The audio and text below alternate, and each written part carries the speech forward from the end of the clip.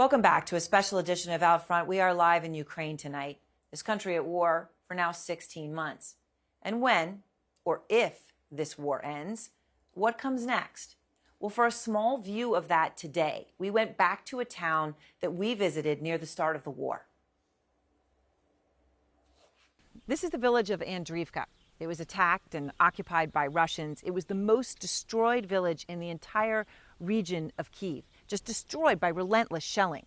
Today, it looks quite different.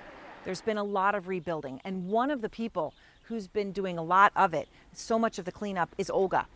You may remember Olga and Vadim. We were at their house last year.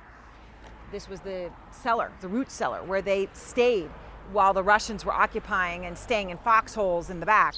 This whole area was covered with pieces of rockets and shells, ordnance, ammunition. This was the house.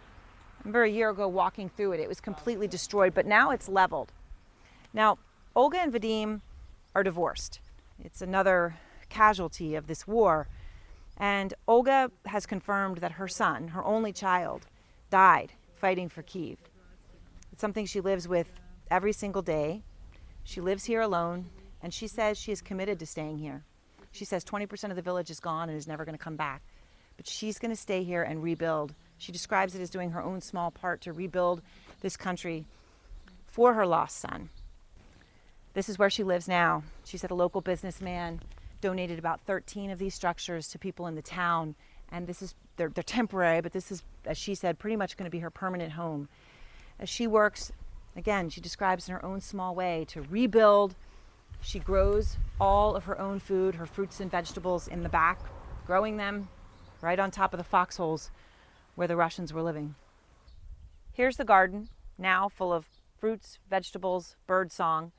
The foxholes here are filled in. But a year ago, of course, they were here with mattresses that the Russians stole from the Ukrainians, makeshift chimneys. The Russians in their foxholes were living a lot better than the Ukrainians were, hiding in their root cellar. So now we're in the big field behind Olga's house. There's still foxholes back here. And this is one of them. You sort of just walk amidst all of this roughage. And this is one of the main Russian foxholes that's still here.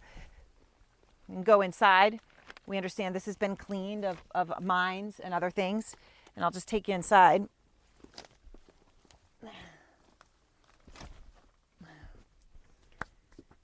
And you can see the Russians, they really dug it out in here. You still see the Russian MRE, the meals, what they were using to cook. They had built a makeshift stove here even.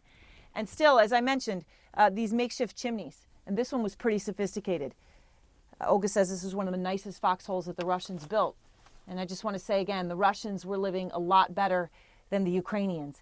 But this is the evidence up here in Kyiv region, of course, as on the front lines, Ukrainians are camping in the woods, entrenched in these positions, embedded in the woods, fighting even now to try to free their country. As we got ready to leave Olga's house today, she turned to cut some flowers.